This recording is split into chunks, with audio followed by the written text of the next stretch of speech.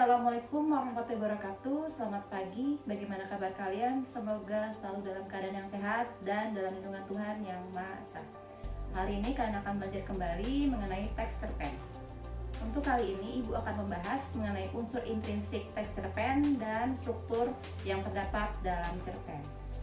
Unsur intrinsik adalah unsur yang terdapat dalam suatu karya sastra. Yang pertama adalah tema, pokok cerita. Kemudian yang kedua adalah latar atau setting, berisi tempat, waktu, dan suasana. Kemudian alur atau plot, jalannya cerita berurutan dari mulai orientasi, kemudian menuju ke rangkaian peristiwa, komplikasi, dan resolusi. Atau lebih jelasnya, alur itu dari belum ada masalah, muncul masalah, puncak permasalahan, dan penyelesaian. Kemudian unsur berikutnya adalah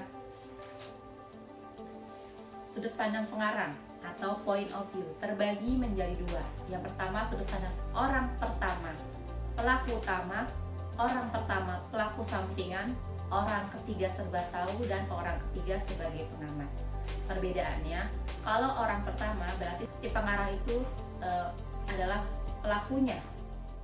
Tapi kalau orang ketiga, si pengarang itu menceritakan tokoh lain, artinya tidak terlibat dalam cerita.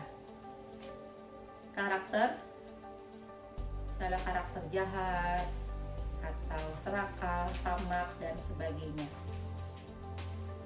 Struktur teks cerpen terbagi menjadi 4. Yang pertama adalah orientasi, kemudian yang kedua adalah rangkaian peristiwa, selanjutnya komplikasi, dan diakhiri dengan resolusi. Apa perbedaannya? Orientasi dalam tahap pengenalan, seperti pengenalan latar, tokoh, kemudian di bagian rangkaian peristiwa adalah urutan peristiwa dari cerita tersebut, dan komplikasi, munculnya masalah atau pertentangan dalam cerita, dan yang terakhir adalah resolusi, penyelesaian masalah. Dalam cerpen Pohon Keramat, karya Yus R. Ismail terdapat struktur orientasi, kemudian rangkaian peristiwa, komplikasi, dan resolusi. Dalam buku paket halaman 63, pada paragraf yang isinya, di sebelah barat kampung ada gunung yang tidak begitu besar. Disebut gunung barangkali tidak tepat karena areanya terlalu kecil, lebih tepatnya disebut bukit. Tapi penduduk kampung sejak dulu sampai sekarang menyebutnya dengan Gunung Beser. Pada teks ini, pada bagian ini di paragraf ini, berisi tentang pemberitahuan tentang lokasi Gunung Beser. Selanjutnya di paragraf kedua, meski areanya kecil, jangan tanya siapa saja penduduk yang pernah masuk ke dalam Gunung Beser. Mereka akan bergidik hanya membayangkan keangkeran mereka. Meski areanya kecil, jangan tanya siapa saja penduduk yang pernah masuk ke dalam Gunung Beser. Mereka akan bergidik hanya membayangkan keangkerannya. Mereka dari kakek,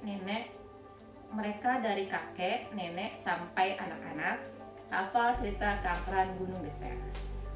Pada paragraf ini berisi tentang cerita turun-menurun tentang Gunung Beser.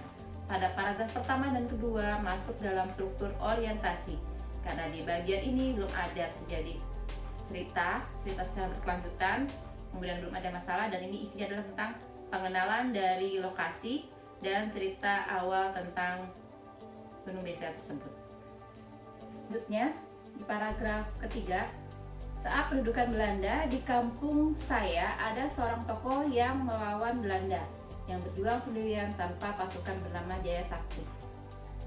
Kemudian tentu saja tokoh ini menjadi incaran, jadi berkelanjutan ceritanya di paragraf ini masuk dalam rangkaian peristiwa karena terdapat cerita asal-usul Gunung Beser, nama pohon keramat itu sendiri. Kemudian paragraf keempat, karena cerita itu dipercaya kebenarannya, tidak seorang pun penduduk berani masuk ke lebatan Gunung Beser. Mereka menghormati perjuangan yang pernah dilakukan Mbah Sakti. Selain itu, konon mereka takut masuk ke dalam gunungnya. Isinya dalam paragraf ini adalah larangan untuk masuk dan merusak area sekitar Gunung Beser. Selanjutnya, sejak saya ingat detail yang diketahui penduduk Seluruh penduduk kampung juga meliputi karisma gunung Beser. Tiap malam tertentu katanya dari gunung tersebut keluar cahaya yang begitu menyejukkan.